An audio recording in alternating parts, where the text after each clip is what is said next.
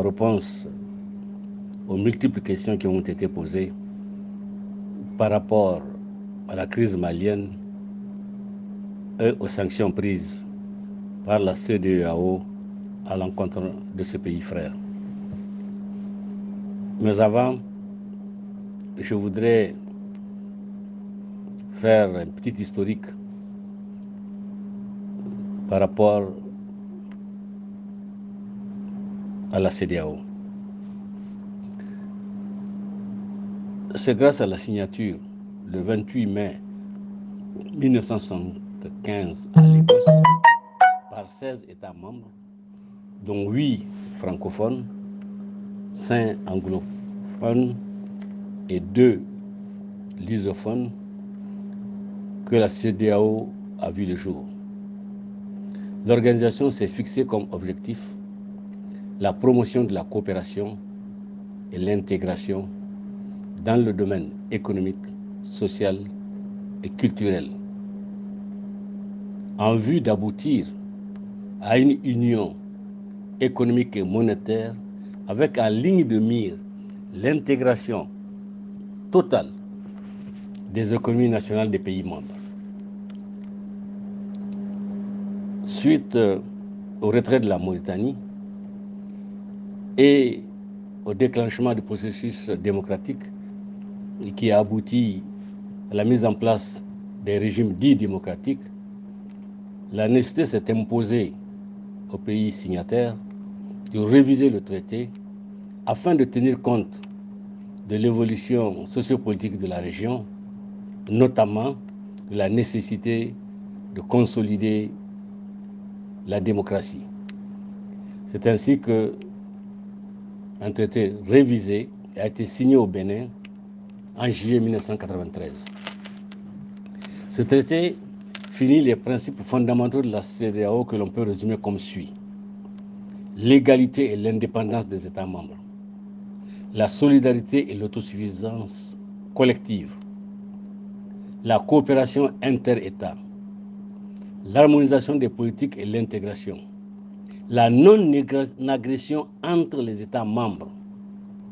Je répète, la non-agression entre les États membres, le maintien de la paix, de la sécurité et de la stabilité régionale par la promotion et le renforcement des relations de bon voisinage. C'est cette même organisation qui se donnait de si nobles objectifs qui décide d'imposer à l'un de ses membres fondateurs, en l'occurrence le Mali, des sanctions dont la soudaineté, la brutalité et l'inadéquation n'ont d'égal que l'acharnement et la volonté manifeste de mettre ce pays à genoux. Les raisons évoquées pour justifier une telle agressivité, à mon sens, sont fallacieuses, injustes et outrancières. Fallacieuses parce qu'arguer que la transition ne doit pas dépasser la date fixée par la CEDEAO sous prétexte de revenir à la légalité constitutionnelle, de protéger le peuple malien et de le sortir des griffes des militaires est un non-sens.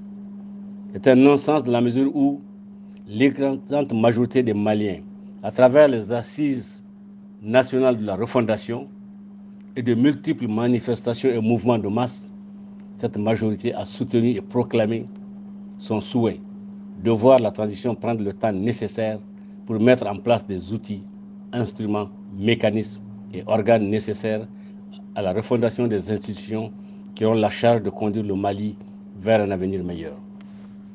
De plus, la junte a proposé un calendrier allant de 6 mois à 5 ans. Convenez avec moi qu'il y a là matière à engager des négociations. Mais la CEDEAO a dû prendre cela comme un manque de respect et a eu une réaction disproportionnée au risque d'asphyxier ce peuple frère et voisin, de détruire tous ses efforts pour réinstaurer l'autorité de l'État sur son territoire et de renvoyer au calendrier grec le retour de la paix et de la culture sociale dans ce pays. J'ai dit que cette raison était fallacieuse parce que si l'on se réfère à l'histoire, Les cas de transition plus ou moins longs sont légion. Le général de Gaulle lui-même, dont se réclament la plupart, en tout cas auquel se réfèrent la plupart de ces pays, a mis combien d'années avant d'organiser des élections qui ont permis d'instaurer la Ve République? Si c'est pour protéger la population malienne, ou pour faire par ailleurs, si c'est pour protéger la population malienne, ou pour faire respecter l'ordre constitutionnel, pourquoi n'a-t-on pas pris les mêmes sanctions à l'encontre de tous ceux qui violent les constitutions, tripatouillent les élections ou accèdent au pouvoir par effraction? Pourquoi? D'aucuns affirment aussi que toute cette faiblité des chefs d'État de la CEDEAO est liée à leur volonté de bannir les coups d'État de l'espace politique de la région. Si leur réflexion est basée sur ce qui précède, là encore, il y a une erreur d'appréciation.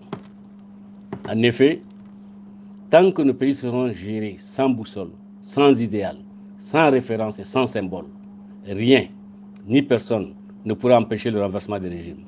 Tant qu'une partie du peuple se sentira lésée et marginalisée, tant qu'une frange de la population sera victime d'injustice, tant que des régions entières vivront en marge de la République ou se sentiront comme des citoyens de seconde zone, tant que la corruption, la prédation, la mauvaise gouvernance et son lot de clientélisme, de détournement des deniers publics, de gestion patrimoniale des ressources de l'État, de traitement différentiel des citoyens ne prendra pas fin, rien ni personne ne peut garantir la stabilité des régimes africains.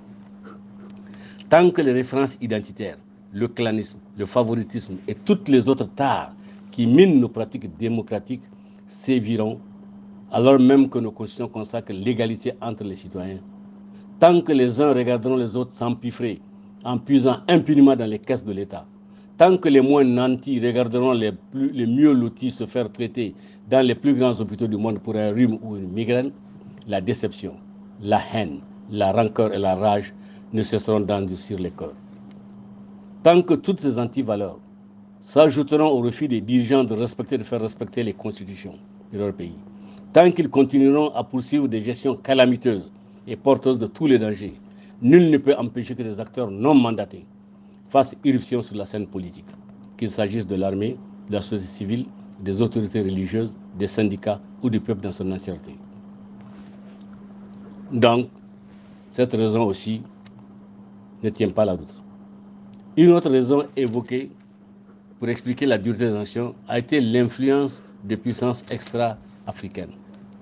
Il est vrai que par le passé, l'Occident a attisé les haines ancestrales, envenimé les rivalités communautaires et exacerbé les tensions claniques pour atteindre ses objectifs, c'est-à-dire affaiblir les uns et les autres pour mieux les asservir. Tous les Africains ont en mémoire la manière dont l'Occident s'est servi d'autres Africains pour réduire au silence les Africains qui ne regardaient pas dans le même sens qu'eux. C'est pourquoi, pour nombre d'observateurs, le rôle joué par la France, par les Occidentaux, notamment par la France, dans la dégradation de cette situation, ne fait aucun doute. En effet, nous ne sommes pas aveugles et nous constatons depuis 8 ans que la situation n'a cessé de se détériorer dans le Sahel. En dépit de l'armada mise en place par les pays occidentaux, les populations n'ont cessé d'être massacrées. Des villages entiers ont été rayés de la carte. Les animaux, les biens meubles et immeubles ont été soit emportés, soit détruits. Des milliers d'agriculteurs ont été contraints d'abandonner leurs champs et de fuir leurs villages. Les Sahéliens constatent avec amertume que plus les bases étrangères se multiplient, se renforcent et sillonnent le Sahel, plus la situation se dégrade et l'insécurité, tel un feu de brousse, embrase des régions jusqu'alors épargnées. Face à cet échec patent des forces étrangères, n'est-il pas normal de se poser la question de savoir à quoi servent ces bases? Quel Sahélien n'a pas été choqué de constater que des dizaines de motos, voire des centaines véhiculant armes aux terroristes se déplacent allègrement pour mener des sanctions meurtrières et des éliminations sélectives au nez et à la barbe des bases étrangères et leurs équipements ultra perfectionnés? Combien de temps allons-nous encore entraîner une coopération désuète, inefficace et si contraignante? Combien de temps allons-nous continuer à tresser la corde avec laquelle on nous pend? Combien de temps allons-nous encore accepter que d'autres jouissent des biens et des richesses que la nature nous a donnés alors que nous croupissons dans le dénouement, la misère et la mendicité? Combien de temps allons-nous continuer à croire que les autres détiennent le monopole de la réflexion, de l'intelligence et de l'efficacité? Quand allons-nous nous défaire de ce complexe d'infériorité qui nous paralyse, neutralise notre énergie créatrice et nous maintient dans une condition de sous-homme? Toutes ces questions méritent une profonde réflexion de la part des Sahéliens. En ce qui me concerne, je suis convaincu que le jour où nous prendrons conscience que notre peuple est la seule force capable de garantir la longévité politique et la pérennité de l'exercice des charges publiques, le jour où nous comprendrons que la véritable légitimité appartient au peuple, le jour où nous saurons qu'en refusant obstinément de permettre aux citoyens de nos États de jouir pleinement des droits que leur confèrent nos constitutions, nous creusons nos propres tombes, l'Afrique aura fait un pas de géant vers la jouissance pleine et entière de sa souveraineté. Le jour où nous accepterons que la force, le bouclier et le glaive, en aimant les armes avec lesquelles nous devons combattre et construire notre continent, c'est le peuple qui nous les fournira. Ce jour-là, l'Afrique aura franchi une étape décisive de la conquête de sa liberté et de la mise en œuvre des mouvements endogènes réussis. Enfin, en guise de conclusion, et par rapport aux nombreuses questions, je pense qu'il n'est pas bon de se tromper d'adversaire. Le Mali ne peut et ne sera jamais l'ennemi des autres pays membres de la CEDEAO. Envisager une intervention militaire contre un pays frère, alors même que la charte qui fonde cette organisation interdit qu'il y ait agression ou qu'il y ait guerre entre les pays membres. Je ne vois pas pourquoi nous nous éloignons tous les jours un peu plus de nos traditions qui nous ont permis de résoudre nombre de problèmes dans la sérénité, dans le calme et dans l'équité. Pourquoi l'Afrique, qui est réputée pour sa sagesse, pour sa patience dans les négociations et surtout pour sa volonté de maintenir unir ses fils, pourquoi cette même Afrique va-t-elle engager une épreuve de force ou en tout cas un combat contre un autre pays africain? Comment pouvons-nous expliquer à nos populations? Comment pouvons-nous faire comprendre à nos populations ces sanctions contre le Mali, si proches? Comment expliquer à toutes ces populations de l'ouest du Niger qu'il faut rompre toute communication, tout échange avec le peuple frère du Mali? Ce sont des cousins, ce sont des parents. Ils partagent la même culture, la même cosmogonie. Ils ont en tête les mêmes valeurs et la même culture. Pensez-vous, en tant que chef d'État, qu'il est possible que vos peuples vous suivent? Ne pensez-vous pas que vous créez les conditions d'une contestation de vos positions réciproques? Ne vous mettez pas vous-même dans la difficulté. Revenez à ce qui a permis la survie de l'Afrique. Un continent qui a connu toutes les épreuves, de la traite des Noirs, où des chefs locaux, des petits chefs de guerriers et d'autres personnes ont été utilisés par l'Occident pour ratisser les zones, capturer les gens, les réduire en esclavage et les envoyer dans les îles, aux États-Unis et en Europe. N'oubliez jamais ce qu'on dit en germain. Borsine ni wikose ni gogemare.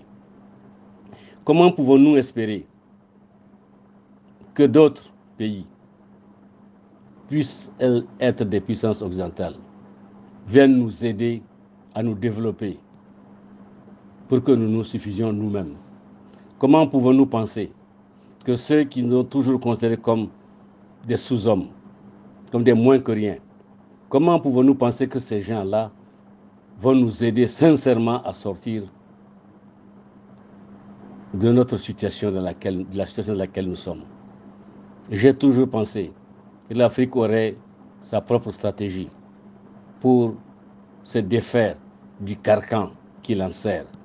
J'ai toujours pensé que conformément aux traditions, les chefs africains, reconnus pour leur équité,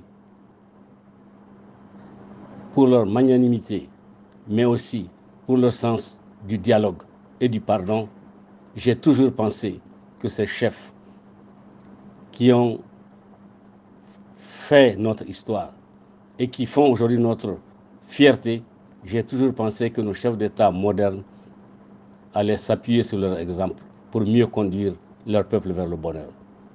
J'ai toujours pensé qu'un jour ou l'autre, nous aurions une solution de l'échange et que tous unis, nous nous retrouverons pour nous sortir de la situation dans laquelle certaines coopérations nous maintiennent. Aujourd'hui, comme hier, l'Afrique doit être vigilante. Elle doit réfléchir.